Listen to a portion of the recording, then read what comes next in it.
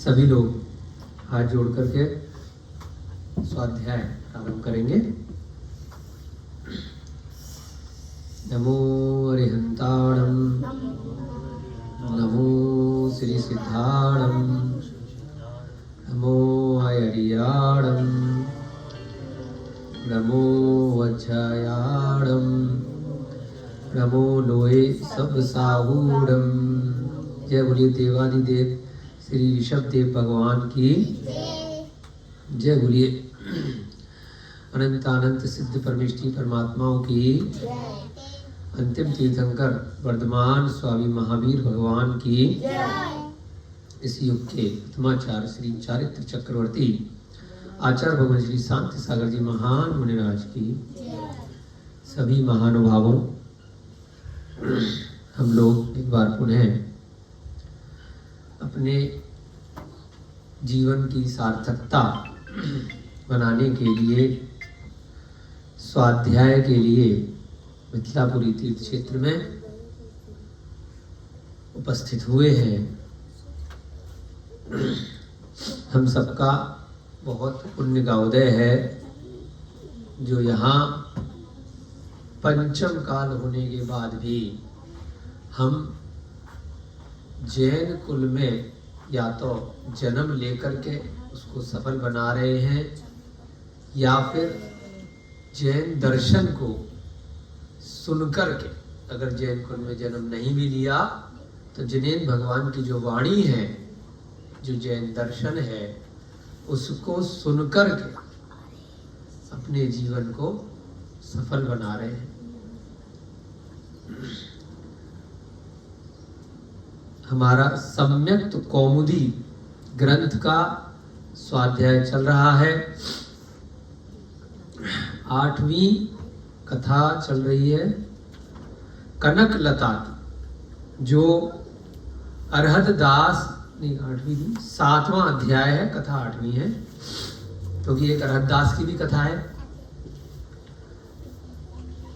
और अब तक इस 7वें अध्याय में कनक लता जो अरहत दास सेठ की पत्नी है,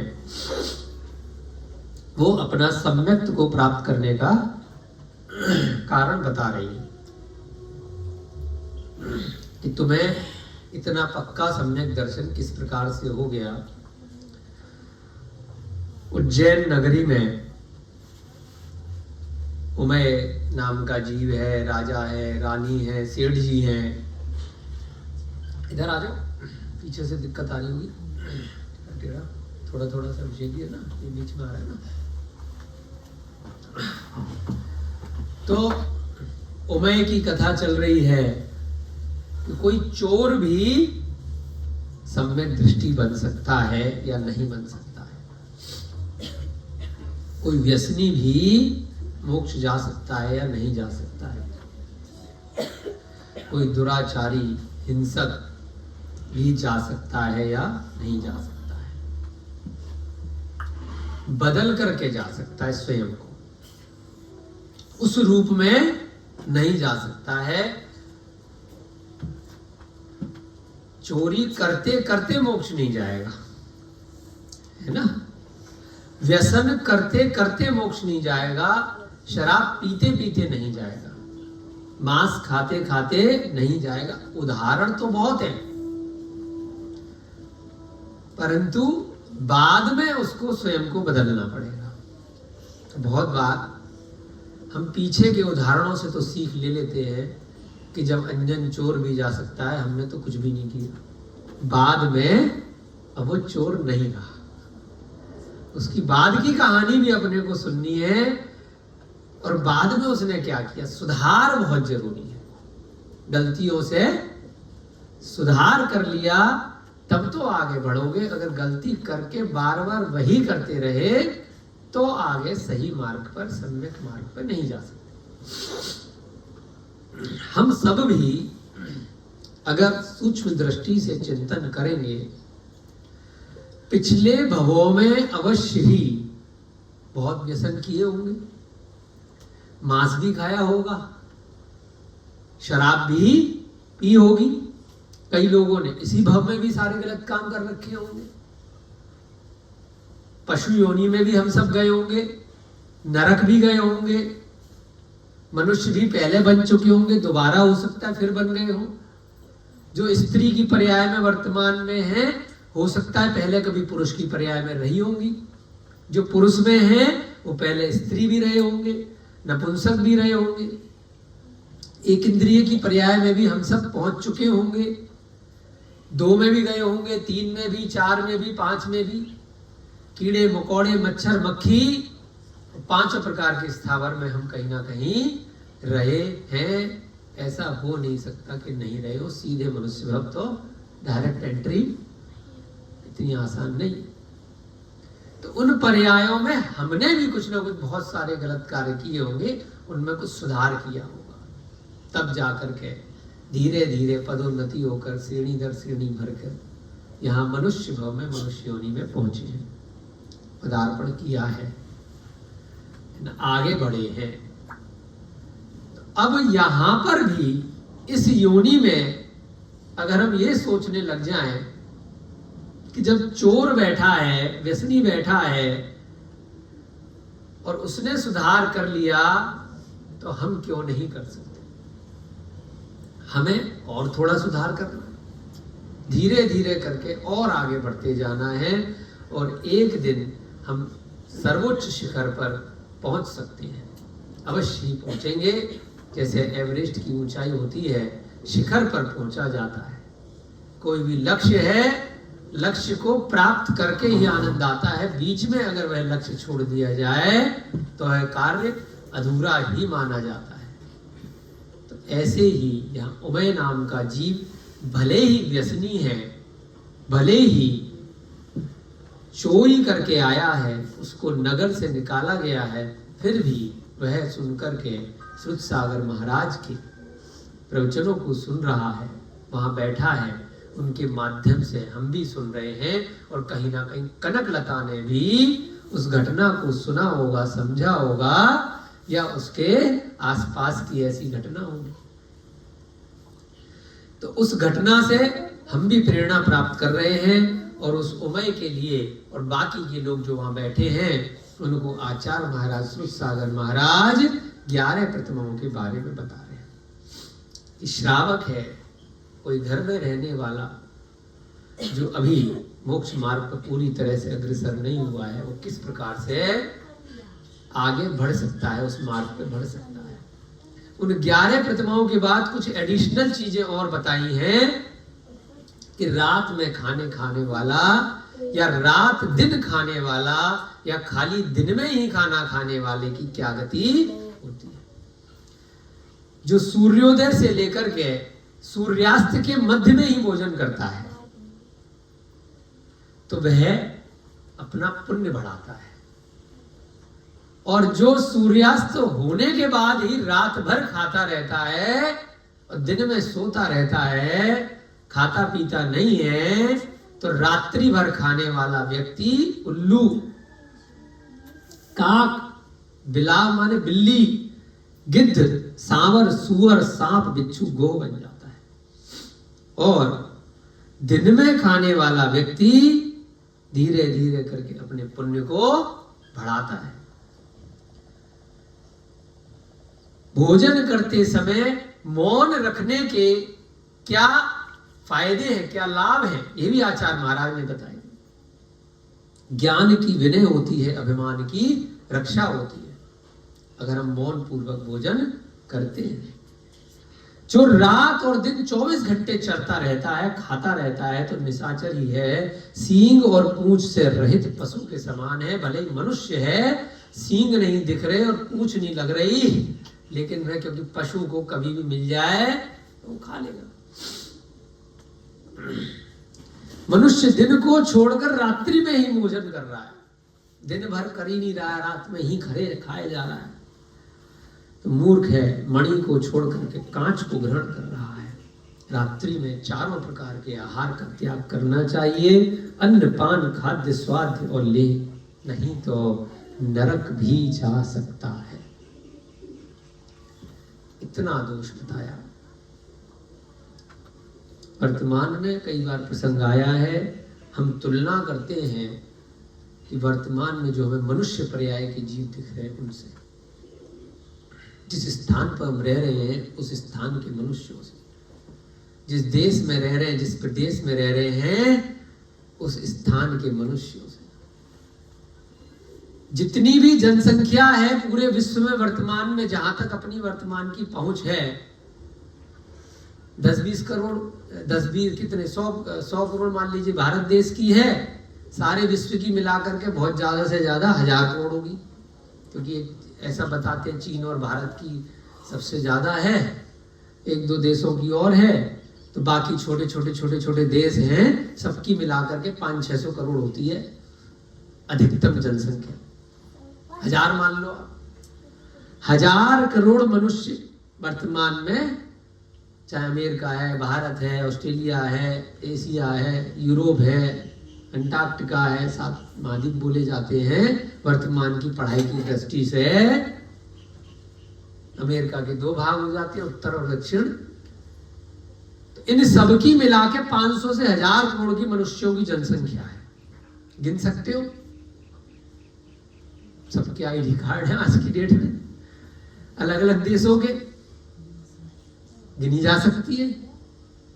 मृत्यु का भी प्रमाण पत्र है, जन्म का भी है, पासपोर्ट भी है, पैन कार्ड भी है, आधार कार्ड भी है, अलग अलग देशों के हिसाब से अधिकांशतः गिनी जा सकती है, कुछ छोड़ करके जो अभी अभी पैदा हुए उनकी नहीं आई भाई आज की डेट की, जो आज मर गए, अधिकतर की, या जो बिल्कुल ही प्रकृति अलग रह रहे हैं लोगों से। फिर भी मान लो कि हाँ चलो आधों की 1000 करोड़ की जनसंख्या होगी, 500 को गिन सकते हो, 600 को गिन सकते हो।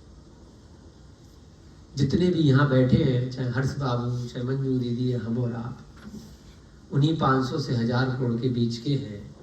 तो हम ये सोच रहे हैं कि गिने चुने लोग रात्रि भोजन नहीं करते और बाकी के सब खा रहे हैं, तो सब नरक जाएंगे क्या, या सब त्रियंच गति में जाएंगे क्या?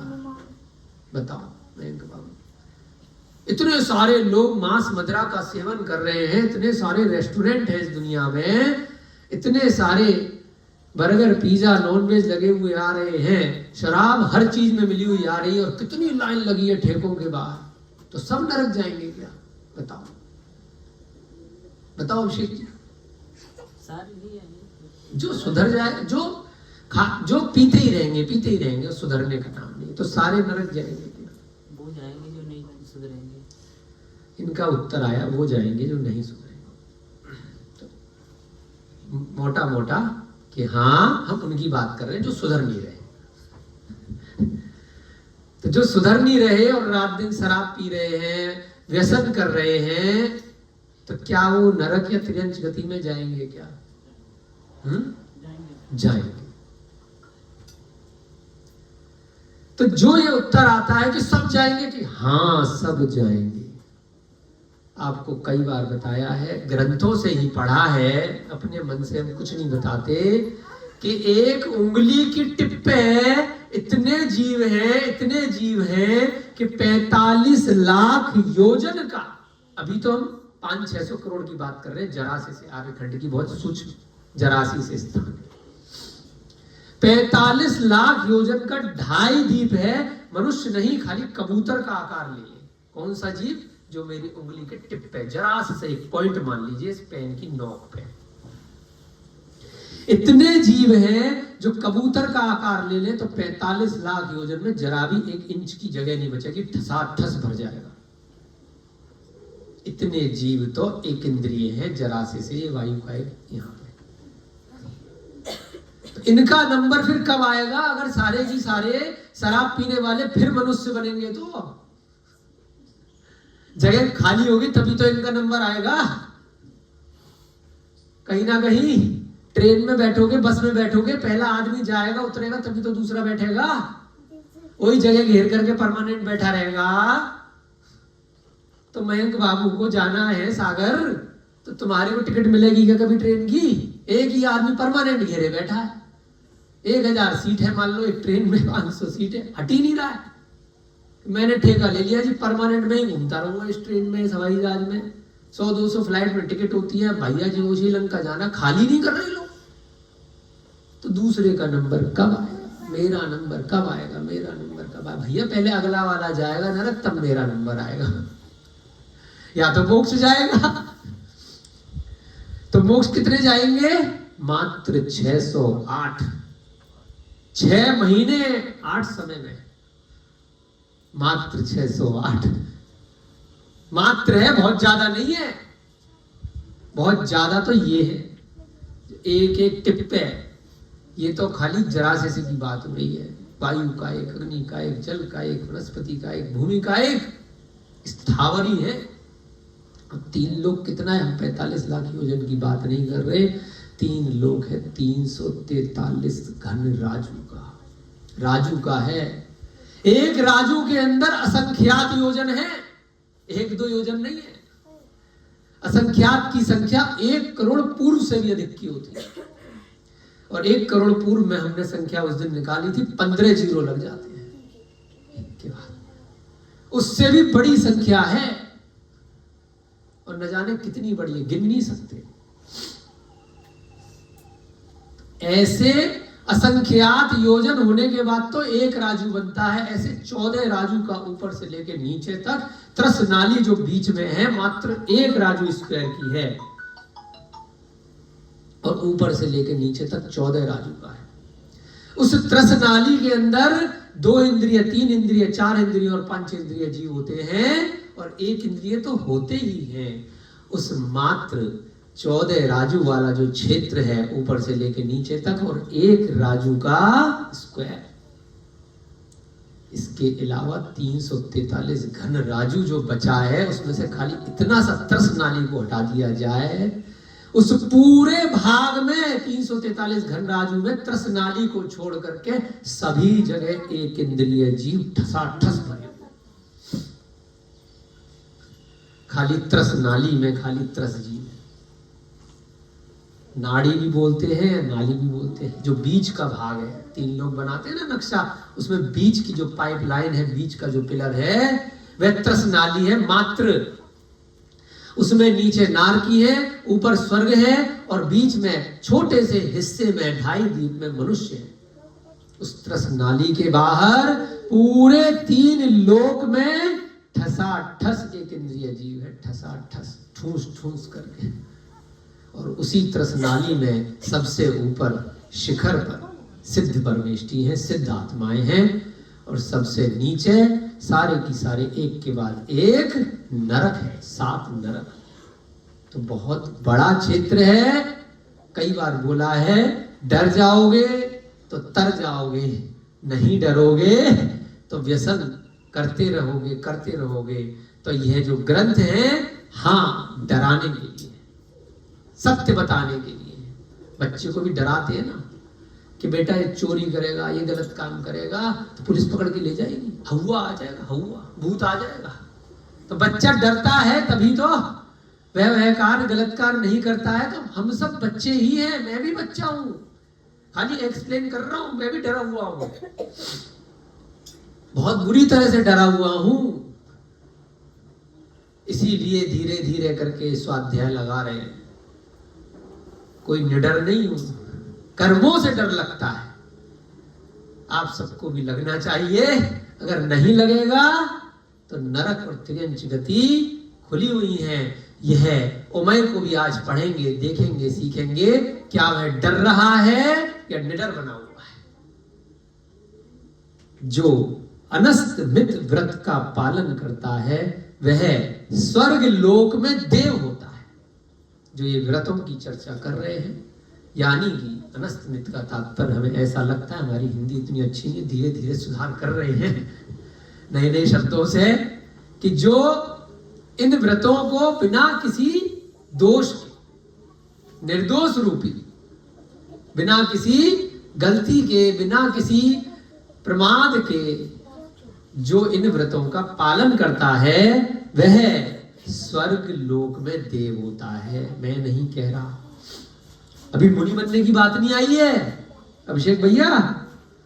गृहस्थ व्यक्ति ही है जो घर में रहकर 11 प्रतिमाओं का पालन कर रहा है, चाहे पहली दूसरी का, चाहे 11वीं तक का, वह देव बन जाएगा बिना मुनि बने। स्वर्ग में स्वर्ग कौन से हैं? स्वर्ग वैमानिक वालों को ही बोलते हैं।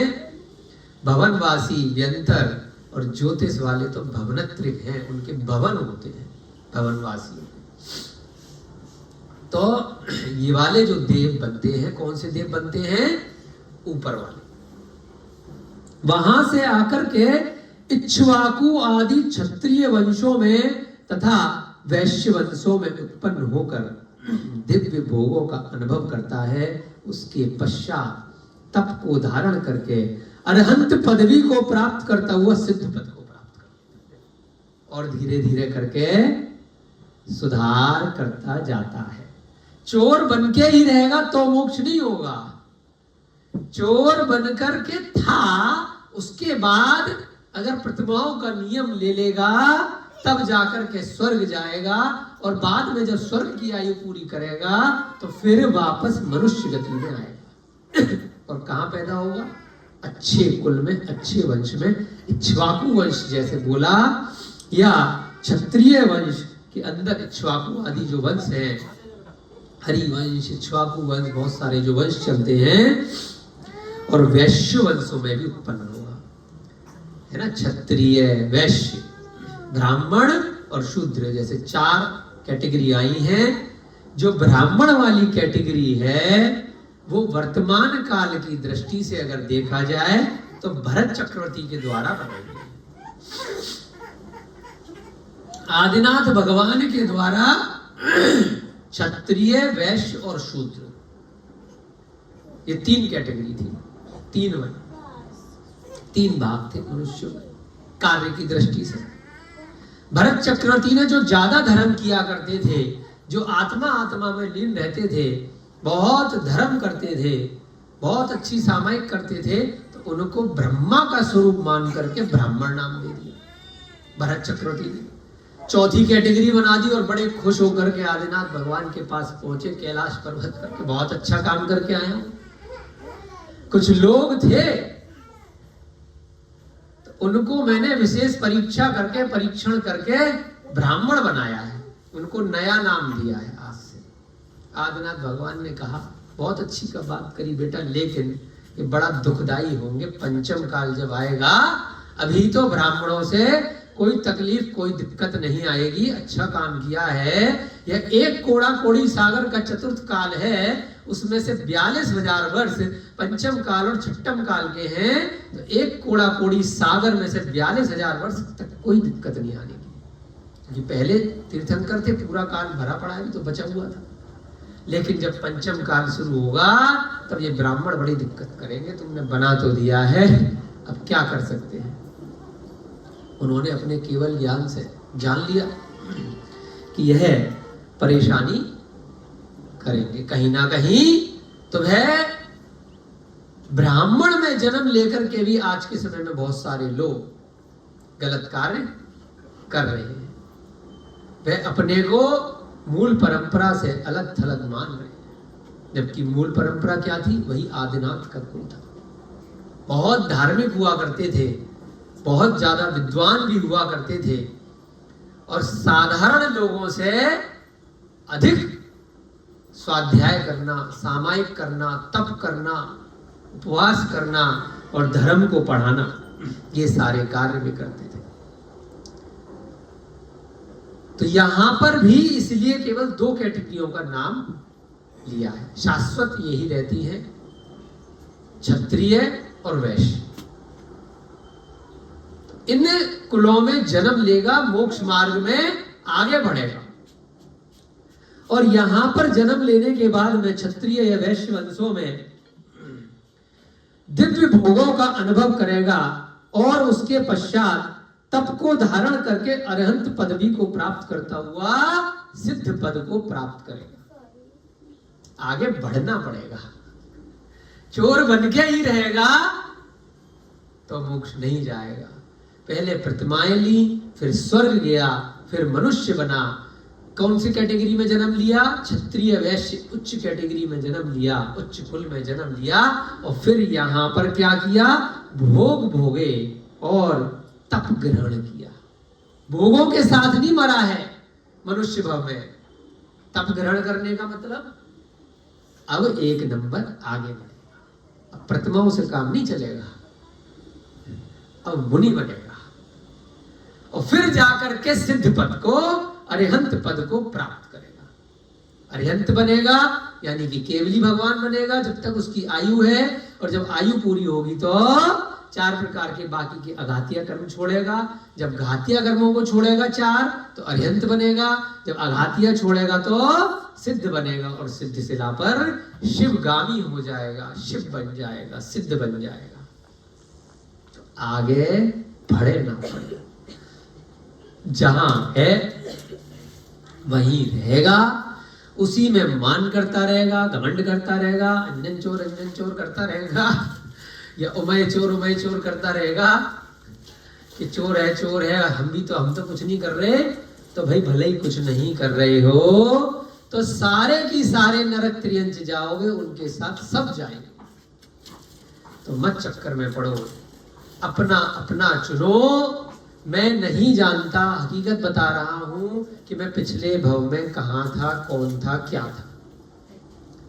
और मुझे नहीं लगता यहाँ 10, 20, 50 जितने लोग बैठे हैं किसी को भी बिल्कुल सटीक जानकारी हो कि पिछले भव में वो किसके साथ थे, कहाँ रह रहे थे, क्या नाम था, कौन थे, आदमी थे कि जानवर थे कि पशु थे कि कौन थे।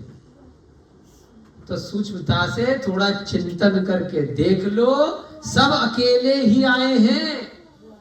मैंसी जी अकेले ही आई हो, अभिषेक जी अकेले ही आए हो, गौरव जी अकेले ही आए हैं।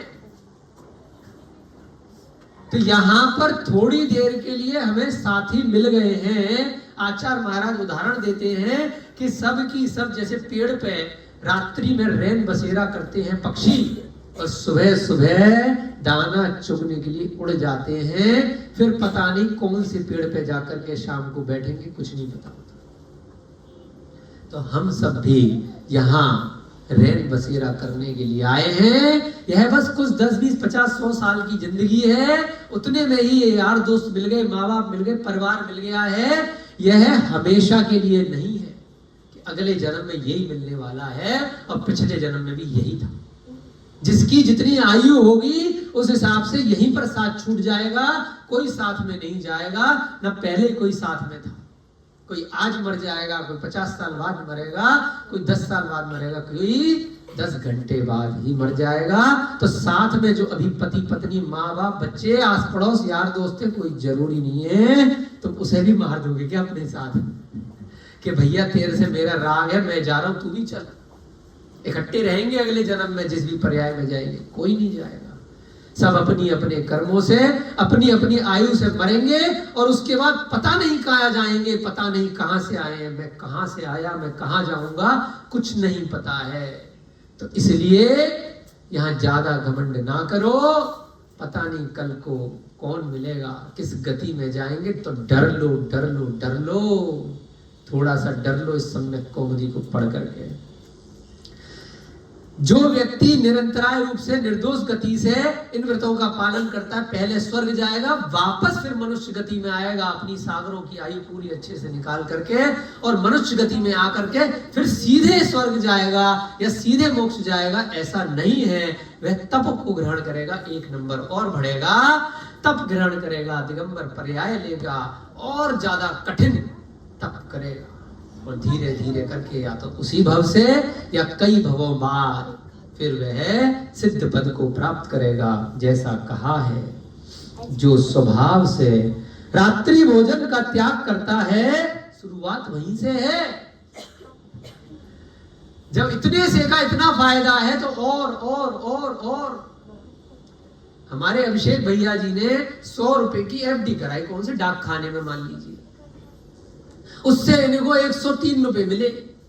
अरे 3 रुपए का फायदा हो गया। तो अब मैं 103 में से 1 रुपए महीने के खर्चे थे, 1 रुपया निकाल लिया, 100 रुपया मूलधन पड़ा रहने दिया, और 2 रुपए वापस री इन्वेस्टमेंट कर दिए। अब 102 पे ब्याज मिलेगा, फिर उसमें से 1 रुपया निकाल लिया हर महीने के खर्चे का, फिर और ज्यादा मिलेगा। तो शुरुआत थोड़ी से करी, और बाद में जब थोड़ा प्रॉफिट दिखता गया तो आगे बढ़ते गए। शुरुआत है रात्रि भोजन के त्याग से, कोई बहुत छोटी बात नहीं है, क्योंकि शुरुआत है। जहां शुरुआत होती है वहां अंत जरूर होता है। वह अपने कुल का आभूषण होता हुआ त्रिलोकीनाथ की संपदा को प्राप्त करता है। क्या बात कर रहे हैं। रात्रि भोजन के त्याग से भगवान बन जाता है। अब भाई अटक करके मत रह जाना, ये बात समझाने का प्रयास कर रहे हैं कि मैंने तो रात्रि भोजन नहीं करता, मैं नहीं करती, मैं नहीं खाता, तो मैं तो भगवान हो गया। श्रेणी दर श्रेणी की बात कर रहे हैं। जो पहली कक्षा को पास करेगा वो ग्रेजुएट हो जाएगा, ये कथनचित है। ऐसा नहीं है कि पहली एलकेजी क्या बोलते हैं वो यूकेजी एलकेजी कर ली तो तू ग्रेजुएट हो गया, आईएएस बन जाए।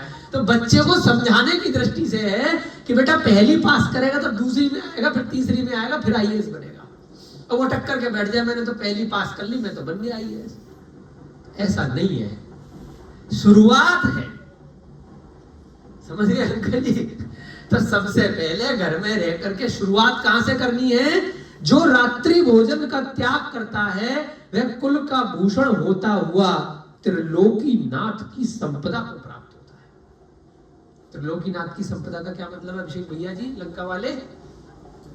मतलब अंतरंग वैभव और बहिरंग वैभव। त्रिलोकीनाथ की संपदा का मतलब होता है भगवान बन जाता है। त्रिलोकीनाथ किसको बोलते हो?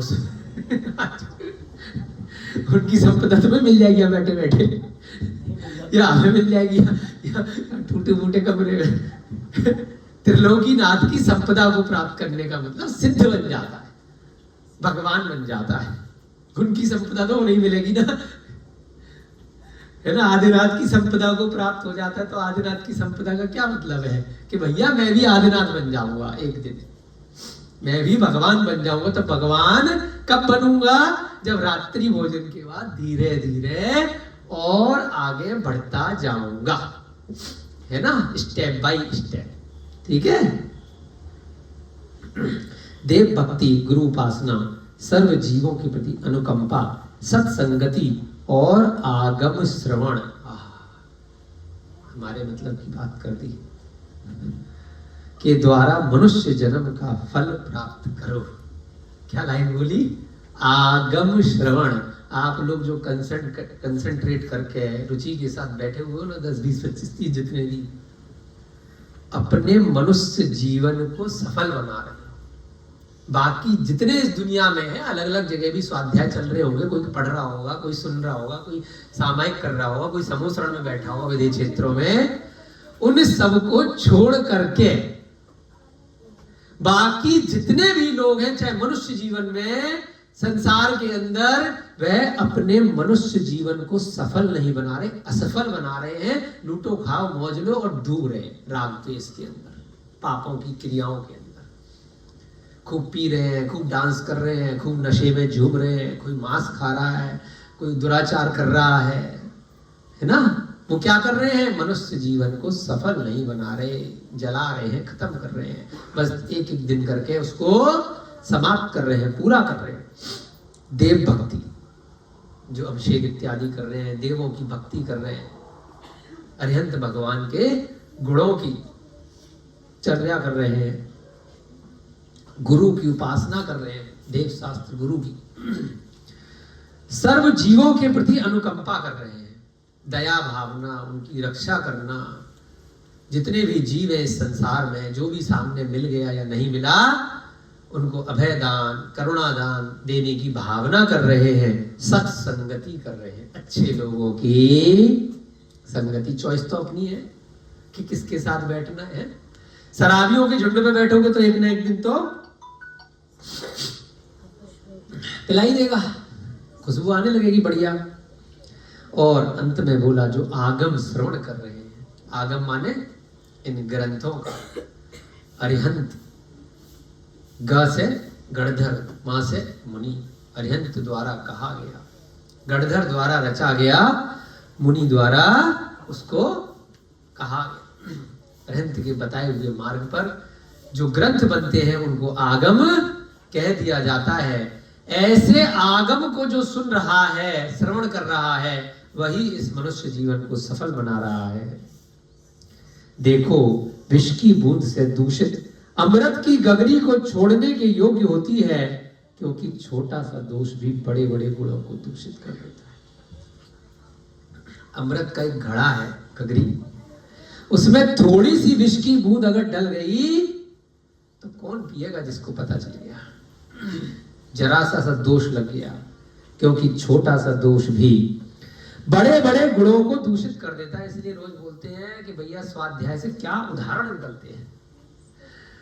आपके अपने चिंतन में नहीं निकलेंगे इतने उदाहरण, जो ग्रंथ की भाषा में, जो पुराने आचार्यों के चिंतन के अंदर से निकले हैं, जो अरिहंत की वाणी से निकले हैं, कि बड़ी बड़ी गगरी है, बहुत बड़ा भंडार है जल का, नदी है, तालाब है, गगरी है। गगरी किसे बोलते हैं रोहिता जी? हैं? बड़ी उसको गगरी को ना, उसके अंदर छोटा सा भी अगर विष डल गया तो वो भी आपको नुकसान पहुंचा सकता है, मृत्यु तक भी ले जा सकता है। तो इसलिए आप बोलोगे भैया पॉइजनिंग हो जाएगी, हटाओ। क्योंकि अगर किसी स्वच्छ वस्तु के अंदर थोड़ा सा भी दोष लग गया तो बड़े बड़े गुणों को दूषित कर देता है। इसलिए यहाँ कहा है कि निर्दोष गति से हमें इनका चर्या का पालन करना चाहिए। इस प्रकार श्रुत सागर मुनि महाराज ने,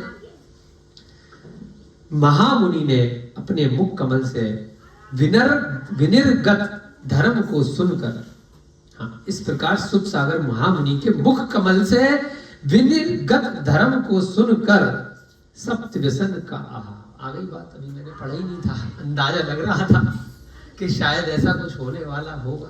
आ गई वही बात, बहुत ध्यान से सुनना। कौन सुन रहा था? चोर, शराबी, व्यसनी, दुष्ट, दुर्जन, जिसको धक्के मार करके निकाला गया था नगर से, राजा के द्वारा, माँ बाप के द्वारा और बहन के द्वारा। ऐसा व्यसनी सुन रहा है। पहले ही प्रवचन में खेल हो गया। हम तो 6 महीना से सुन रहे, शास्त्री भी कर रहे, 20, 30, 40 साल हो लिए, 50, 60, 70 साल हो लिए, सुन सुन करके थक गए। पता नहीं कितने पंच कल्याणक में बैठ लिए, पता नहीं कितने अभिषेक कर लिए। पहली बार सुनाए आदमी ने, और देखो क्या कर लिया। धर्म को सुनकर सप्त व्यसन का त्याग कर तथा सम्यक दर्शन पूर्वक श्रावक के व्रत ग्रहण कर उसी समय वह उमय श्रावक हो गया। मुनि नहीं बना, अभी तो श्रावक के धर्म बताए थे। तो भैया कपड़े पहन के रहो, कोई दिक्कत नहीं है, बाहर का खाना छोड़ दो और विधिवत बता दी जाएगी चीजें, बढ़िया माल मिलेगा, शुद्ध भोजन मिलेगा, बीमार भी नहीं पड़ोगे। रोहिता जी भी बढ़िया से खुश रहेंगे कि आदमी बीमारी नहीं पड़ रहा, कुछ खा ही नहीं रहा, मर्यादा का खा रहा है, अच्छे से पानी छान करके पी रहा है, रात्रि भोजन नहीं कर रहा है, तो टेंशन ही नहीं है, बढ़िया है ना। दिक्कत क्या है? एक ही बार में, एक ही घंटे के प्रवचन में आदमी श्रावक बन जाता है, तब जाकर के वह धीरे धीरे आगे हो सकता मोक्ष गति में जाएगा। हम लोग बस वहीं तक की कहानी पढ़ लेते हैं कि चोर बन गया, चोर बन गया। अरे चोर ने आगे क्या किया? अंजन चोर ने भी दीक्षा ली थी, आड़म ताड़म का चूना जाड़म तक तो याद है। उसके बाद मुनि बना था, बहुत कठोर तप किया था, तब जाकर के मोक्ष दिया। वहां की का चैप्टर तो हम भूल जाते हैं। चोर चोर चोर चोर, हम तो चोर भी नहीं है तो हम भी मोक्ष चले जाएंगे, ऐसा नहीं है। हमें भी आगे बढ़ना पड़ेगा। इसके अतिरिक्त उसने एक और नियम ले लिया कि मैं अब अज्ञात फल नहीं खाऊंगा। उसने कहा भाई चलो ये तो सब नॉर्मल नियम है, अज्ञात फल न खाने का एक व्रत और ले लिया एडिशनल, कि महाराज जी मेरे मन में आ रहा है कि जिस चीज को मैं जानता नहीं हूं, पता नहीं क्या चीज है, तो मैं वो फल, नई चीज नहीं खाऊंगा। ये भी देखो अब नई चीज आई है, इस नियम का क्या फायदा है? सम्यक दर्शन पूर्वक श्रावक बन गया। कौन? उमय। अंजन अंजन की कहानी सबको पता थी, अब आगे से उमय की कहानी भी याद रखनी है, ठीक है जी। और एक उसने व्रत और लिया है, कौन सा, क्या नाम है विजय भैया? अज्ञात माने अननोन, जिसको नहीं जानते हैं। ऐसा कहीं पेड़ मिल गया, गुरुता जी बताने वाले नहीं है कि कौन सा पेड़ है, कौन सा फल है। तो जब तक जानकारी में नहीं है कि जहरीला है, कि पौष्टिक है, औषधि है, कि जहर है, तो भाई नहीं खाना, ठीक है, अननोन। ठीक ही है, गुणी जनों के संग से गुणहीन मनुष्य भी गुणी हो जाता है। दुष्ट के साथ में रहोगे तो खरबूजा खरबूजे को देख के रंग बदलता है। एक सड़ी गली चीज बाकी के आसपास की वस्तुओं को भी सड़ा देती है। गुड़ी के साथ में रहेंगे तो गुड़ी बन जाएंगे। अब गुड़ी के मंदिर में बैठा है ना, भगवान के मंदिर में बैठा है, महामुनि के सानिध्य में बैठा, तो गुड़ी बन गया। किसी महामुनि के पास जाओगे, अपने सारे पूरे पाप कर्म धुल जाएंगे, इतना उनका तेज प्रताप रहता है। तदनंतर भाई उमय को सन्मार्ग में स्थित जानकर जिन दत्ता उसे बड़े सम्मान से अपने घर ले गई। जैसी जिन दत्ता को खबर मिली कि मेरा भाई तो श्रावक बन गया है ना, नगर में खबर तो फैलती है ना, अरे सुना है उसके बारे में, अरे चोर ने व्रत ले लिए, जिसको बाहर निकाला गया। तो अच्छा, जांच पड़ताल की गई, भाई ये तो बिल्कुल अब बन गया, एकदम से साधु हो गया, क्या दिक्कत है। आता है ना वो परशुराम, कौन से विश्वामित्र परशुराम, किनका उदाहरण आता है? वाल्मीकि। कई बार आते हैं ऐसे उदाहरण। तो सुधरना पड़ेगा, तब जाकर के पूजनीय बनोगे। बिना सुधरे थोड़ी ना कोई भगवान का मंदिर बना के तुम्हारी पूजा करेगा, उस पर्याय में नहीं करेगा। लेकिन कहानी पता होनी चाहिए कि बाद में उसने क्या किया। पहले की कथा तो हम सबकी चोरों की कथा है। मैं भी चोर रहा हूँगा, मैंने भी शराब पी होगी, मैंने भी व्यसन करे होंगे, तभी तो भटक रहा है इस संसार में चार गतियों में, नहीं तो कब का मोक्ष ना हो जाता। यही घूम रहे होते हैं आदिकाल से। हम सब काम कर चुके हैं, अब सम्यक दर्शन की प्राप्ति करके इस सम्यक कौमुदी को पढ़ के आगे बढ़ सकते हैं। अभी भी नहीं बढ़े तो फिर कोई फायदा नहीं, फिर वापस आ जाएंगे उसी रास्ते पे। तो यहाँ पर जैसे ही जिन दत्ता को पता चला कि मेरा भाई उमय अब श्रावक बन गया है, तो सम्मान के साथ अपने घर ले गई। आ भैया, मैं तेरा भोजन कराऊंगा। दान के द्वारा उसने उसे संतुष्ट किया और लोक में उसकी प्रतिष्ठा बढ़ाई। अब भोजन कराया है ना, क्योंकि श्रावक बन गया। तो श्रावक को भी अगर किसी ने भोजन इत्यादि कराया है, जो प्रतिमाधारी हैं, तो उनको भोजन कराने वालों को भी पुण्य मिलता है। माताजी महाराज जी को भोजन कराने का तो पुण्य मिलता ही है, उत्तम श्रेणी के साथ। उत्तम है दान की अपेक्षा। पात्र दान में उत्तम कौन है? मुनि महाराज आर्य का। मध्यम कौन है? श्रावक। फिर जघन्य कौन है? साधारणी। तो मध्यम श्रेणी का पुण्य अपनी बहन को भी मिल गया। शुद्ध भोजन कराया, लोक में प्रतिष्ठा बढ़ाई। न्याय मार्ग में प्रवृत्त मनुष्य की त्रियंच भी सहायता करते हैं, और कुमार्ग में चलने वाले को सगा भाई भी छोड़ देता है, सगी बहन भी, सगे माता पिता भी सब छोड़ देते हैं। कुमार्ग में चलने वालों कोई उनसे नाते रिश्ते रखना नहीं चाहता। आजकल तो फैसिलिटी अखबार में भी छपवा देते हैं कि मेरा अपने बेटे से कोई रिश्ता नहीं है, मेरा अपने भाई से कोई रिश्ता नहीं है, ये भैया जाने, ये इसका जाने। क्योंकि कुमार्ग में चल रहा है अगर, तो सब उसको अपने से अलग थलग करना चाहते हैं। तो यहां पर भी यही उदाहरण दिया है। कोई न्याय मार्ग में चल रहा है, सम्यक मार्ग में चल रहा है, बिल्कुल सही दिशा में चल रहा है, ऐसे व्यक्ति की सभी सहायता करते हैं। यहां तक कि त्रियंच भी आते हैं उसकी सहायता करने के लिए। पशु की पर्याय में भी कोई आ जाएगा, अगर कोई न्यायोचित कार्य कर रहा है उसकी मदद करने के लिए, तो मनुष्य तो उसकी सहायता करेंगे ही करेंगे। अगर वह किसी संकट में, विपत्ति में आ गया है, और जो कुमार्ग में चल रहा है, गलत मार्ग में चल रहा है, उसका साथ तो अपने भी छोड़ देते हैं। उत्तम मनुष्यों के साथ संगति, विद्वानों के साथ वार्तालाप और अलोभी मनुष्यों के साथ मित्रता को करने वाला कभी दुखी नहीं होता। संगति किसकी करनी है? उत्तम मनुष्य, जो गुणों में श्रेष्ठ है, अच्छे लोग हैं। उत्तम का मतलब धन में उत्तम से कंपैरिजन लोग करते हैं, करना नहीं चाहिए, जो हम स्वाध्याय कर रहे हैं। उत्तम का मतलब पैसे वालों के साथ घूमोगे तो थोड़ा बहुत अपने पास भी आएगा, हम सीखेंगे कैसे कमाते हैं। व्यवहारिक दृष्टि से ठीक है। यहाँ बात हो रही है मोक्ष मार्ग की, तो यहाँ के लिए वो वाले उत्तम अलग हैं और ये वाले उत्तम अलग हैं। भगवान बनने की बात हो रही है, धन संपदा इकट्ठी करने की बात नहीं हो रही है। बहुत सारे व्यसनियों के पास में पंचम काल में धन संपत्ति वैभव दिखाई दे सकता है। आपके नोएडा में जैसे बड़े बड़े कोई ऐसे सेंटर है जहां पर बहुत सारे धनी लोग आकर के इकट्ठे होते हैं, तो कई लोग सोचते हैं कि इनकी संगति करेंगे तो हमें भी धन कमाना सीख जाएगा। पता नहीं इन लोगों से कैसे कमाते हैं। कोई जाकर के रेस कोर्स में जाकर बैठता है कि सटोरिये बैठे हैं बहुत सारे, कोई गोल्फ कोर्स में जाकर के बैठता है कि यहाँ पर करोड़पति आके मिलेंगे, कोई सट्टे की जगह जाकर के, कोई वैसे वाले जो मैखाने जो अड्डे होते हैं पीने वाले, वहां जाकर के बैठेगा, कोई ऐसी जगह व्यसनियों की जगह जाकर के बैठेगा कि यहाँ पता नहीं कितने धनी लोग बैठे हैं जो इतना पैसा लुटा रहे हैं, तो यहाँ जाकर के मैं सीखूंगा, इनकी संगति करूंगा, इनसे मित्रता करूंगा तो मुझे भी बहुत पैसा आने लग जाएगा।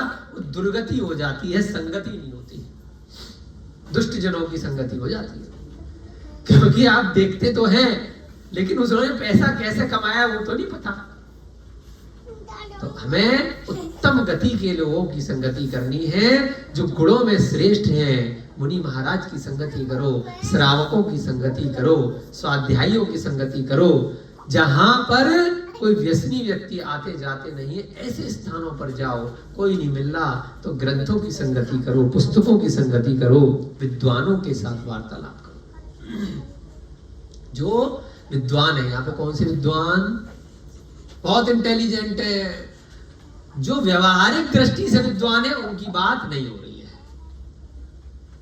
जो जिनेंद्र भगवान के गुणों में अनुराग रखते हैं, जो उनके ग्रंथों को समझते हैं, अनुभूति में लाते हैं, स्वाध्याय करते हैं, ऐसे विद्वानों की बात हो रही है। उनके साथ वार्तालाप करो। संसारिक लोग तो संसारी बातें सिखाएंगे, राग द्वेष की बातें सिखाएंगे, धन पैसा कैसे कमाना है, किसको लूटना है, किसको बेईमानी करनी है, किसका उठाना है, किसको पीटना है, यही सब चीजें सिखाएंगे।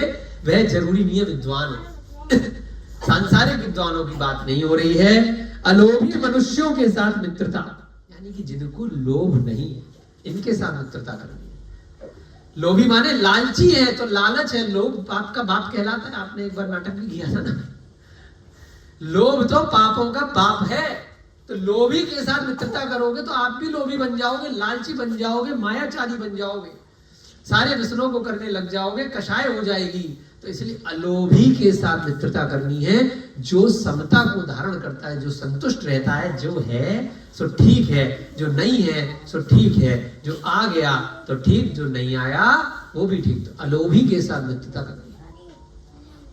गेंद हाथ के आघात से नीचे गिरकर भी ऊपर की ओर उछलती है। एक बॉल होती है, इतने सुंदर सुंदर उदाहरण आते हैं। बॉल उछाली या नीचे फेंकी, क्या होगा?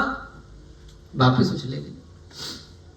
ठीक ही है, क्योंकि सत्पुरुषों की विपत्तियां प्रायः अस्थायी होती हैं। तो इससे तात्पर्य है कि गेंद का खेल हजारों साल पहले से चला आ रहा है, क्योंकि बहुत प्राचीन ग्रंथ है। अभी आविष्कार नहीं हुआ गेंद का, इसका मतलब है ना। तो गेंद अगर नीचे फेंकोगे हाथ के आघात से तो दोबारा से रिफ्लेक्शन मारेगी। जितनी जोर से दीवार पे मारोगे उतनी ही जोर से पलट के आएगी। आएगी नहीं आएगी? पहले क्रिकेट खेलते थे, देखते थे, तो फास्ट बॉलर जितनी तेज स्पीड से बॉल फेंकेगा, बैट्समैन बस टच करेगा और चौका हो जाएगा, चौका लग जाएगा टच करते ही। क्योंकि जो बॉलर है, जो गेंदबाज है, उसी की स्पीड, उसी की गति काम आ रही है। हाँ, न्यूटन का लॉ बता रहे हैं, न्यूटन का लॉ, न्यूटन है, हाँ, रिफ्लेक्शन का। तो यहाँ पर भी वही उदाहरण दिया है कि जैसा दूसरे को आघात दोगे, पलट करके भैया आएगा। ऊपर आकाश में थूकोगे, अपने ही मुंह पर गिरेगा। किसी को थप्पड़ मारोगे पलट के, आज नहीं तो कल आएगा। किसी जीव का आघात करोगे, अगर शराब पियोगे, मांसाहार करोगे, किसी को भी अपशब्द बोलोगे, किसी के प्रति भी कटु वचन बोलोगे, कोई भी गलत कार्य करोगे तो पलट करके आएगा। उदाहरण दे दिया कि गेंद जब आघात से नीचे गिरकर ऊपर की ओर चल सकती है, नीचे से वापस ऊपर आ रही है, तो सत्पुरुषों की विपत्तियां प्रायः अस्थायी होती है। अगर कोई अच्छा आदमी है, अच्छा पुरुष है, गुणकार है, विपत्तियां आएंगी, मना नहीं कर रहे। अभिषेक जी कहते हैं ना, मैं तो इतना अच्छा हूं, फिर मेरे साथ दिक्कत क्यों आ रही, परेशानी क्यों आ रही। हमारे अगर भैया जी बैठे आज साक्षात भवसागर में है, बैठे ना, अभिषेक जी सुना दो। भवसागर में दुख ना मिलता, तेरी शरण में आता क्यों। अरे सारे सुखी हो जाएंगे इस संसार में, तो फिर डर करके कोई दीक्षा लेगा क्यों। मैं तो सुखी हूं, मेरे पास सब कुछ है। सुखों में तो कोई भगवान को याद ही नहीं करता, कोई घंटा बजाने भी नहीं जाता। सारे की सारे मंदिर वीरान पड़ जाएंगे अगर सब संसार में सुखी होंगे तो। मंदिरों में भी तो लाइन चाहिए, डरा हुआ आदमी तो मंदिर जाता है डर के ही तो जाएगा, डरने के बाद ही तो जाप लगाओगे। कोई दिक्कत परेशानी आएगी तो नॉर्मल तो 10-15 मिनट के लिए जाओगे, जब डर जाओगे तो 1-2 घंटे के लिए जाओगे, और ज्यादा डर जाओगे तो 2-2, 3-3 घंटे विधान पूजा रात भर लगे रहोगे। यहाँ वहाँ दान भी देने जाओगे, गधों को भी, घोड़ों को भी, गाय को भी, इसको कुत्ते को भी, सब जगह ढूंढते रहोगे, काला है कि पीला है कि, है ना, कलर जैसा पंडित बताएगा वैसा खिलाओगे ना उनको। काली गाय को रोटी बताइए कि पीले कुत्ते को बताइए कि चींटी को बताइए कि पक्षी को बताइए कि कौवे को बताइए। डरने के बाद ही तो जा रहे हो, बिना डरे कौन जा रहा है। तो यहां पर भी यही कहा है कि डर जाओ, क्योंकि सत्पुरुषों की विपत्तियां अस्थाई होती हैं। जो अच्छे लोग हैं, जो गुणकारी हैं, विपत्तियां उन्हें भी आएंगी लेकिन क्षणिक आएंगी, अस्थाई। स्थाई माने परमानेंट, हमेशा नहीं रहेंगी, थोड़े समय के लिए आएंगी और वह चली जाएंगी एक समय। अब देखते हैं उसने नियम लिए तो उसकी क्या परीक्षा होती है। कनकलता अपनी कहानी जारी रखे हुए है। उज्जैनी नगरी से कुछ बंजारे मतलब बन जो जाते हैं बैलगाड़ी लेकर के, बीच बीच में खेल दिखाते हुए अपना रोटी पानी का जुगाड़ करते हैं। हम तो कई बार कहते हैं यार बंजारे ज्यादा बढ़िया, टेंशन ही नहीं मकान दुकान की। सारी जिंदगी तो 20-30 साल की EMI भरते इसके चक्कर में लग जाती लोगों की आज की डेट में। पहले लोन हुआ नहीं करते थे, आदमी सुखी था। जब से ये लोनों का चक्कर चालू हुआ है तो फंस गया आदमी, कहीं जा ही नहीं पाता, किस्तें ही चुकाता रहता है ना। किस्तें चुकाते ही अब बंजारे आदमी को ना जमीन खरीदनी, ना मकान खरीदना, ना गाड़ी खरीदना। वो अपना घोड़ा गाड़ी ली, पशु लिए और घूम रहा है मस्त, यहाँ से वहां नई नई जगह। तो बंजारे ज्यादा अच्छे होते हैं। यहाँ पर भी आया है कि बंजारे घूमते घूमते उज्जैनी नगरी से निकले और कौशाम्बी नगरी पहुंचे। उज्जैन से उमय निकला था और कौशाम्बी पहुंचा था, जहां पर उसको सागर महाराज जी मिले थे। याद आ गई कहानी, समुद्र दत्त और सागर दत्ता उसके माँ बाप थे। वहां लोकपाल ने पकड़ करके दंडित करके निपटा के भगा दिया था। तो वहीं से बंजारे निकल करके घूमते घूमते कहां पहुंच गए, उसके नए ठिकाने पे पहुंच गए, कौशाम्बी पहुंच गए उज्जैन से निकल के, जो जगह जगह बदलते रहते। उमय को उन्होंने जब सन्मान वहां जाकर के उमय को पहचान लिया, अच्छा ये तो वही है जिसको हमारे नगर से काला मुंह करके भगाया गया था। अरे ये तो पंडित बन गया, तो श्रावक बन गया। जब उन बंजारों ने उमय को देखा कि यह सन्मार्ग में स्थित हो गया है तो उसकी खूब प्रशंसा करी। वाह यार, तूने तो अपने जीवन को सफल बना लिया। मारपीट नहीं रहे उसको, गाली वाली नहीं दे रहे, क्योंकि पद की महत्वता है, गुणों की महत्वता है। मैं था, अब नहीं था के चक्कर में आज नहीं। जेल में भी कोई जाता है और सुधर जाता है तो जेलर कहता है भाई तेरी मैं सिफारिश करूंगा, जल्दी तेरे को छुट्टी मिल जाए। आगे लेटर जाता है, वकील भी उसका केस अच्छे से लड़ता है। जब जज के सामने वो उपस्थित होता है, कहता है यार अब तो सुधर गया, अब इसको 10 साल क्यों खींचो भाई, इसको जल्दी से इसका टाइम खींचो और निकालो। जेल क्यों होता है? व्यक्ति को सुधारने के लिए तो होता है। जब सुधर गया, जल्दी सुधर गया तो जल्दी सजा पूरी करो। तो यहां पर भी जब उमय को देखा उन बंजारे लोगों ने, जो उसके पुराने नगर से आए थे और कौशाम्बी तक पहुंचे थे, बोले कि बहुत सुंदर, अच्छा काम किया भाई, तुम धन्य हो तुम उत्तम मनुष्यों की संगति से उत्तम हो गए। तुमने कितनी अच्छी संगति कर ली, हमें भी बता दो भाई। इस तरह उन्होंने अनेक प्रकार से उसकी स्तुति करी कि भैया तुम तो गुणकारी हो गए, कहां तो चोर था, कहां न केवल चोर, इतना इतना खतरनाक चोर कि मतलब परेशान करके रख दिया था नगर में, और कहां स्तुति हो रही है, उसी भव की बात हो रही है, अगले भव की बात नहीं हो रही। तो सीखो जैसा कहा है। हे तात, तात माने पिता। कितना समय रह गया आज की कक्षा में? हे तात, हीन मनुष्यों की संगति से बुद्धि हीन हो जाती है। हीन माने जो नीचे निम्न गुणों वाले, और समान मनुष्यों की संगति से समता को प्राप्त होती है। अभिषेक जी ने अभिषेक जी जैसा दोस्त बना लिया, जैसे वो काम करते हैं बराबर समान रहोगे, एक दूसरे की कंपनी रहेगी। शादी करनी हो तो अपने से गुणकारी से कर लो, अच्छे हो जाओगे। बराबर वालों से करोगे तो वैसे ही रहोगे, नीचे वाले से करोगे गुणों में तो नीचे जाओगे। और तीसरा बोला, विशिष्ट मनुष्यों की संगति से बुद्धि विशिष्ट हो जाती है ना। अपने से जो बुद्धि में विशिष्ट यानी कि श्रेष्ठ है, ज्यादा है। अब बार बार नहीं बोलेंगे यहाँ पे बुद्धि का मतलब क्या है, कमाने दमाने से नहीं है, सांसारिक बातों से नहीं है।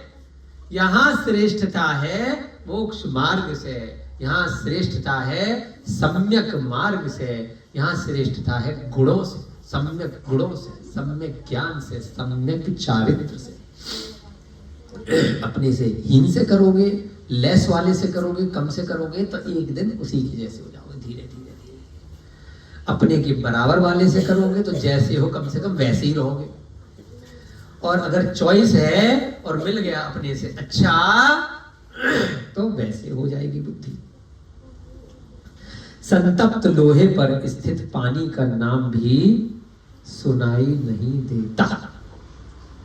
संतप्त माने तप्त माने तपा हुआ, संत माने बहुत ज्यादा। लोहा तपाते हैं ना, उसके बाद मुड़ जाता है जल्दी से। गरम लोहा जो है लाल हो जाता है, उस पे बाल्टी भर के पानी डालो, एक मग्गा भर के पानी डालो, एक बूंद पानी डालो तो पानी का नाम भी सुनाई नहीं देगा कि कहां गया। क्या मतलब? डालते ही तुरंत वाष्पीकरण हो जाएगा, सेकंड से भी कम टाइम में उड़ जाएगा। गर्म लोहे पर जल डालोगे तो उड़ जाएगा। कितने सुंदर सुंदर उदाहरण, हर पैराग्राफ में एक नया उदाहरण आता है, कितना सीखने को मिल रहा है। तो कितने गुणकारी हैं आचार्य महाराज, तो सीखो। अगला उदाहरण क्या कहना चाह रहे हैं, वही पानी कमलिनी के पत्र पर स्थित होकर मोती के समान सुशोभित हो जाता है। कमल का पत्ता होता है, पावापुरी थी, कहाँ गए थे पर पावापुरी में ना कमल ऐसे कई है, वहां पर हमने प्रत्यक्ष देखा था। बीच में जो रास्ता सा है मंदिर तक जाने का, जहां भगवान महावीर का क्षेत्र है, तो बहुत सारे हरे हरे पत्ते रहते हैं, कमलिनी यानी कि कमल के पुष्प के। उस पर अगर एक बूंद पानी गिरता है तो मोती की तरह अलग दिखता है, चमकता है, है ना, नैनागिर में या कहीं पर भी। तो उदाहरण का कंपैरिजन किया है, गर्म लोहे पर अगर पानी डालोगे तो उड़ जाएगा। यानी कि अगर कोई हीन गुणों में है तो आपके गुण उसकी संगति से निपट लेंगे। और इतना सा एक बूंद पानी है, कमल गुणकारी है तो अलग से चमकेगा, है ना। एक हीरा है, राजा के मुकुट पे सुशोभित होता है ना, क्योंकि राजा है, सब ध्यान देंगे क्या पहना है। और वही हीरा नाले में पड़ा हुआ है, किसी का ध्यान जाएगा कि नाले में हीरा हो सकता है क्या, कीचड़ में हीरा हो सकता है क्या? मुकुट पे ही उसकी शोभा है, भले है उतना सही, तो किस स्थान पर वह है, उस स्थान की दृष्टि से उसकी शोभा होती है। गुणों के साथ में रहोगे तो आप भी गुणकारी हो जाओगे, भले ही आप उससे गुणों में कम हो। कितना सुंदर उदाहरण दिया है। स्वाति नक्षत्र में समुद्र की सीप में जाकर के मोती हो जाता है, एक स्वाति नक्षत्र होता है, जैसे नक्षत्र ग्रह तारे होते हैं, तो उस नक्षत्र में जब स्वाति नक्षत्र पड़ता है, एक तिथि होती है, देखा तो किसी ने नहीं है लेकिन ग्रंथों की बात है कि उस तिथि में जब आकाश से वर्षा का जल सीप के अंदर समुद्र में सीधे गिरता है तो वह मोती बन जाता है। वर्तमान के जो मोती है वो कोई स्वाति नक्षत्र वाले नहीं है, वो तो भंडार ग्रह में ब्रीडिंग करके जो पर्ल ऑयस्टर का जीव होता है, कछुए से थोड़ा छोटा, उसके अंदर कंकड़ पत्थर डाल करके उसको जबरदस्ती मोती बनाते हैं। तो वर्तमान के जो बाजार में मोती बिक रहे हैं वो वाले मोती नहीं है। ये दोनों में तुलनात्मक बहुत बड़ा अंतर है। नाम भले कुछ भी रख दिया, नाम राम रख दिया तो राम नहीं हो जाओगे। तो ये जो स्वाति नक्षत्र में जो शास्त्रों के उदाहरण है, तो एक आकाश के जल की बूंद है, वह किस स्थान पर किस नक्षत्र में कब गिरी है और किसके अंदर गिरी है, तो क्या हो जाएगी, वह मोती बन जाएगी। ठीक ही है, क्योंकि मनुष्य के अधम, मध्यम और उत्तम गुण प्रायः संसर्ग से होते हैं। अच्छी संगति, सर्ग माने संगति, संग माने अच्छी।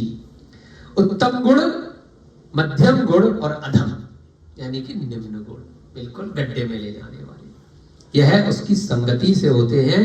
क्या उदाहरण दिया है, गरम लोहे पे बूंद गिरी तो क्या हो गई, गायब। कमलिनी के पत्ते पर बूंद गिरी तो चमक रही है मोती के समान।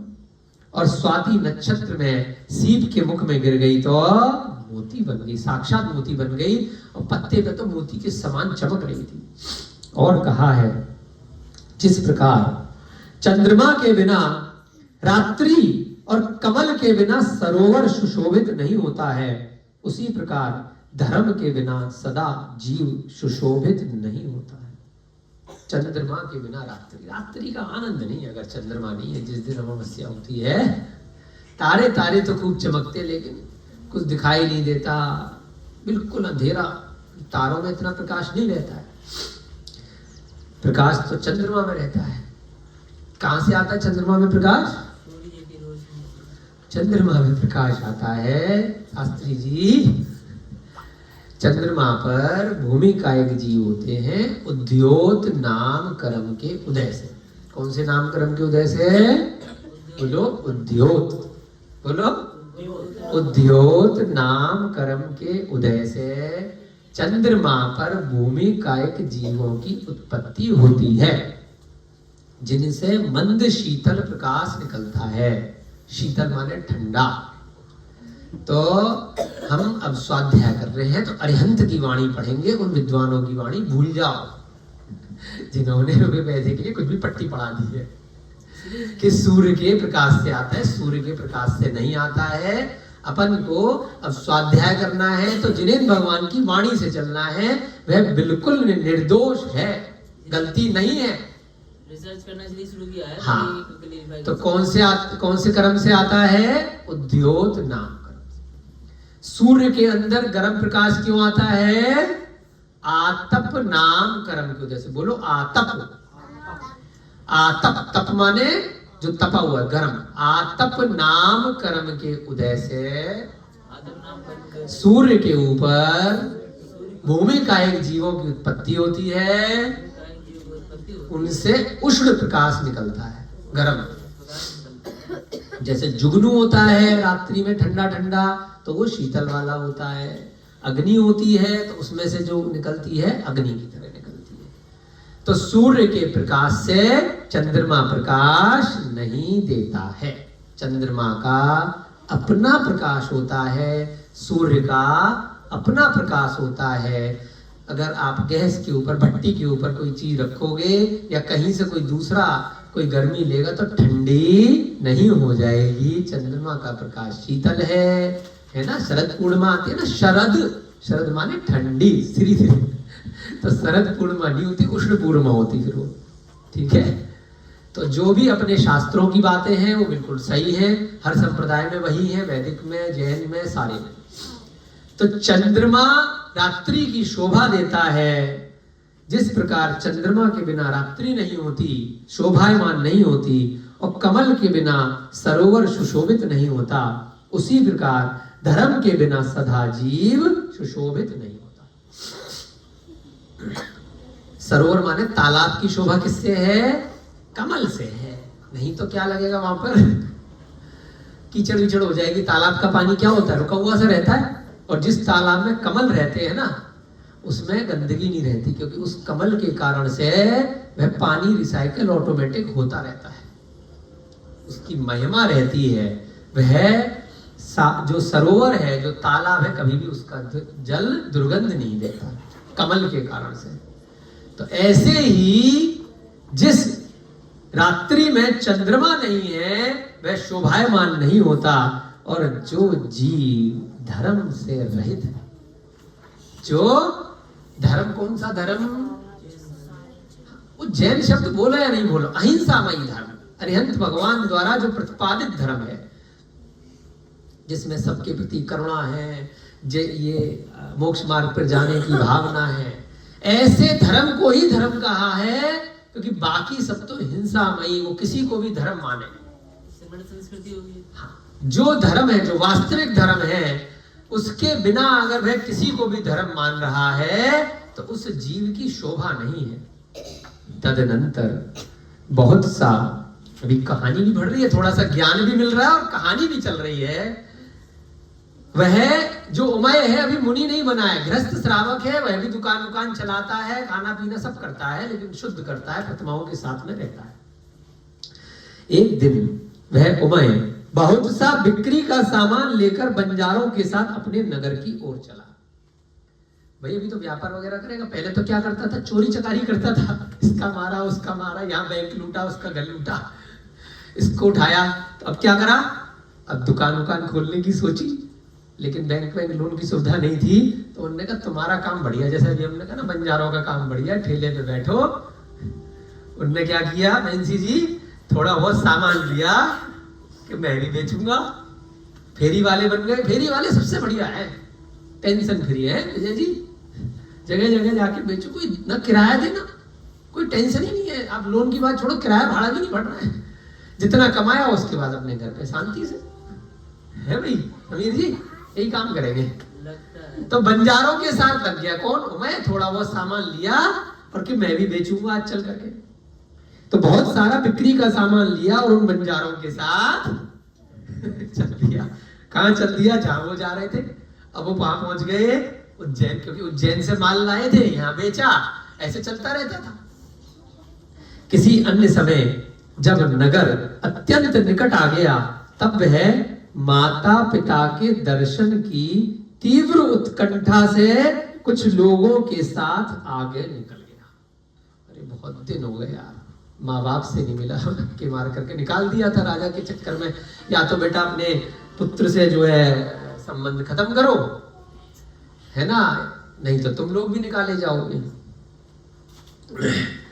तो जब नगर नजदीक आया तो भाई बंजारे थे, उनने अपने कुछ यार दोस्त करे और तीव्र उत्कंठा कि चलो माँ बाप से मिल लूं, तो आगे आगे चल दिया।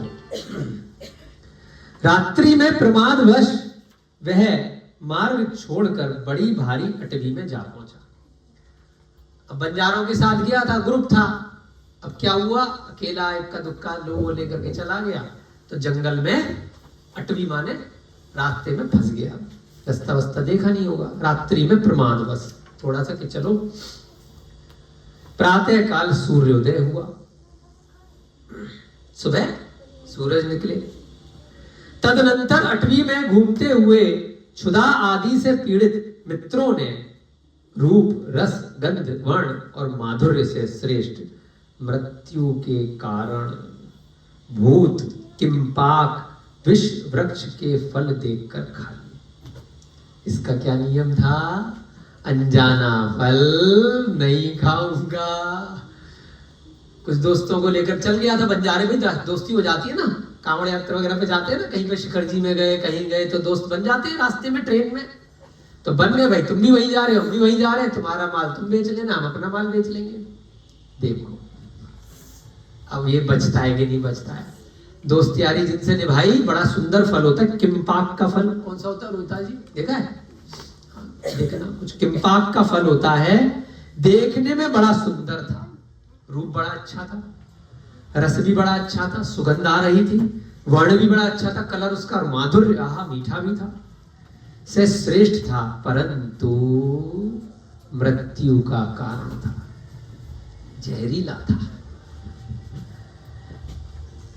भूत किंपाक विष वृक्ष, विष से यानी या तो सड़ गया होगा या विष वृक्ष ही रहता होगा। वह सारे मित्रों ने खा लिए, क्योंकि वह कैसे थे, क्षुधा आदि से पीड़ित। भूख लग रही थी, बढ़िया सा फल दिखा, चलो अनजाना सबके लिए था, लेकिन खा लिया। इसके पश्चात उन्होंने वे फल उमय को दिए। खा रहे होंगे, अभी मरे नहीं है कि भाई हम भी खा रहे हैं तू भी खा, मिल बांट के खाएंगे। उमय ने कहा ये फल किस नाम के हैं, भाई पूछ लिया, जानकारी करी। अगर जानकारी है, रोहितास जी ने बता दिया हमको कि भैया गौरव भैया ये फल है, ऐसे ऐसे है, अपन खा लेते।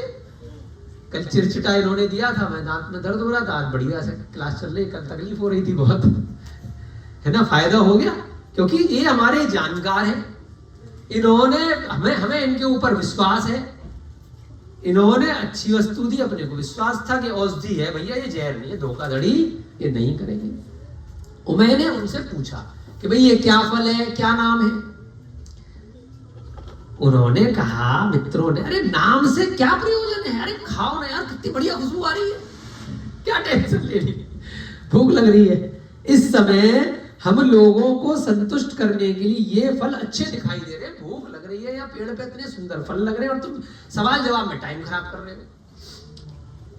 इसलिए कड़वे, नीरस, दुर्गंध युक्त तथा स्वाद रहित अन्य फलों को छोड़कर तथा इन्हें खाकर अपने आप को संतुष्ट करो। अब देखो, नीम होती है, एक तो दिया इन्होंने कल चिरचिटा, एक चीज होती है चिरायता। अपन 1-2 साल से रोहितास जी के कहने पे चिरायता खा रहे हैं, सच्चाई बता रहे हैं, बहुत बीमारियां ठीक है, नीम भी खा रहे हैं।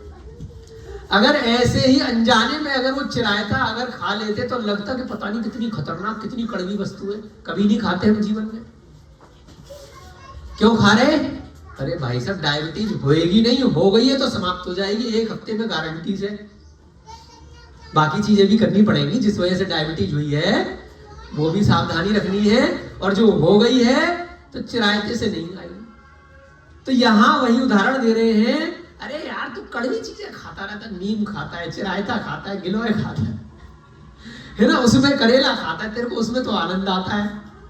वो दोस्त उसको समझा रहे हैं, जो दोस्त बन गए थे, कि तू कड़वी वड़वी चीजें खाता है, जो नीरस है, दुर्गंध है और स्वाद से रहित है। इतना बढ़िया मीठा फल है, उस पर सवाल जवाब कर रहा है। अभिषेक जी लंका गए तो रंबूटान खाया, क्या नाम था, रंबूटान है ना, हाँ रंबूटान, इतना बढ़िया फल, लेकिन ऐसे नहीं खाया। जब कंफर्म हो गया, लीची जैसा दिख रहा था, जब बहुत सारे लोगों ने कंफर्म कर दिया कि भाई ये अच्छा फल है, खाने योग्य है, अभक्ष नहीं है, तब खाया, जांच पड़ताल करके। तो कई बार ऐसा प्रसंग आ जाता है, हमारे साथ खुद आता है, बस क्लास समाप्त हो रही है, जल्दी से बताते हैं पैराग्राफ पूरा करके। कहीं पर भी आपको कोई ऐसी वस्तु दिखाई दे, ऐसी चीज दिखाई दे कि फल है, उसको रख करके ले आओ, खाओ मत, अगर कोई बताने वाला नहीं। जब तक जांच पड़ताल नहीं हो जाए, 1 दिन 2 दिन 1 घंटा 2 घंटा किसी जानकार से उसके बारे में पता कर लो कि खाने योग्य है या नहीं है। आज हमारा भी भाव कर रहा है, कल अभिषेक जी का भाव किया था कि अब मैं 7 बजे तक रात्रि भोजन का नियम लेता हूं, उसके बाद नहीं खाऊंगा। इस लाइन को पढ़ के आज हमारा ही भाव कर रहा है, अनजाने फल का त्याग कर देना चाहिए। वैसे तो जो लोग बना रहे हैं, हम लोग खा रहे हैं, 99% वही त्याग है, लेकिन एक नियम लेने की दृष्टि से। वैसे तो ऐसी कोई चीज खा ही नहीं रहे, पूछ पाछ की खाते हैं, नियम लेने की दृष्टि से भाव कर रहा है, क्योंकि इसका फायदा होगा कहीं ना कहीं, जो इस पैराग्राफ में आने वाला है। अभी बिना पढ़े बात समझ में आ रही है कि क्या कहना चाह रहे हैं, कि क्यों इतने सवाल जवाब कर रहा है। तुम कड़वे फल खाते हो, नीरस खाते हो, दुर्गंध खाते हो, स्वाद से रहते हैं, करेला वेरेला का जूस पीते रहते हो, और अन्य फलों को छोड़कर इन्हें खा करके अपने आप को संतुष्ट करो। नीम की पहचान होगी, उसको खा लेता होगा, कम से कम खाने योग्य है। उसने कहा नहीं भाई, तुम एक काम करो, खा लो, हम भी खा रहे हैं, अच्छा है। उमय ने कहा अज्ञात फलों के भक्षण के विषय में मेरा नियम है, मैंने तो नियम ले रखा भाई, मैं अनजाने फल नहीं खाता हूं, इसलिए मैं इन्हें नहीं खाऊंगा। या तो तुम बताओ ये चीज क्या है, कन्फर्म करो, तो मैं भी नहीं मालूम है तो नहीं खाऊंगा, रख के ले जाऊंगा, देखी जाएगी। इतना कहकर उसने वे फल नहीं खाए। इसके पश्चात कुछ ही समय के भीतर वे सभी मित्र मूर्छित होकर पृथ्वी पर गिर पड़े। उनके दुख से, उनके शोक से उमय दुखी होकर कहता है, अहो ऐसे फल के बीच में भी काल कूट विष हो सकता है, यह कौन जानता है। यानी कि जो बहुत मीठे लोग लगते हैं, बहुत अच्छे लोग लगते हैं, बोलते हैं ना आस्तीन में भी सांप निकल आ सकता है। तो मैंने सोचा, चिंतन किया, आज मेरे नियम ने मुझे बचा लिया। तो ये नियम, रात्रि भोजन का त्याग और ये छोटे छोटे नियम आपको धीरे धीरे करके कितने ऊपर तक ले जाते हैं। अगर उसका नियम नहीं होता तो वो भी उन सबके साथ निपट जाता है ना। आपकी कक्षा का समय हो रहा है, पढ़ने वाला पैराग्राफ है, पढ़ ले, बस 2 मिनट वाला पैराग्राफ और पढ़ लेते हैं। तदनंतर उमय के व्रत संबंधी निश्चय की परीक्षा के लिए सुंदर रूप रखकर वन देवता ने आकर कहा, लाइन तो बड़ी गजब है। हमें लगा कि भाई परीक्षा चल रही थी उसकी, एग्जाम चल रहा था समीर बाबू कि देखते हैं खाता है कि नहीं खाता है। परीक्षा लग ली थी और वहां पर वन का देवता आया। उसने कहा, हे सत्पुरुष, इस कल्प वृक्ष के फल क्यों नहीं खाए, इतना सुंदर पेड़ था, तूने ये वाले फल क्यों नहीं खाए बेटा। तुम्हारे मित्रों ने तो फल खाए हैं, वे विष वृक्ष के अन्य फल हैं, इस वृक्ष के अन्य फल हैं जो मित्रों ने खा लिए। यह कल्प वृक्ष है, इस वृक्ष के फल पुण्य के बिना प्राप्त नहीं होते। इस वृक्ष के फलों को जो खाता है वह सर्व रोगों से रहित होता है तथा कभी मरता नहीं, दुख नहीं देखता है, ज्ञान के द्वारा चराचर सहित लोक को जानता है। मैं पहले बहुत वृद्धा थी। अच्छा, वन देवता रूप बना करके आए। इंद्र ने इसके फलों की रक्षा के लिए मुझे यहाँ रखा है, इसके फल खाने से मैं यहाँ नव यौवनवती हो गई। अब धीरे धीरे उसकी परीक्षा बढ़ेगी, कल समझेंगे बढ़िया से इसको, है ना। अच्छा चैप्टर आ रहा है, जल्दबाजी में आनंद नहीं आएगा, है ना। तो वन देवता उसकी परीक्षा लेने के लिए आए हैं कि भाई तुमने ये वाले नहीं खाए, कल्प वृक्ष के खा करके देखो, देखते हैं कल क्या होगा। थोड़ा सा सस्पेंस बना रहना चाहिए, है ना। चलिए, भगवान महावीर की सभी को सादर जय जिनेन्द्र, जिनवाड़ी माता की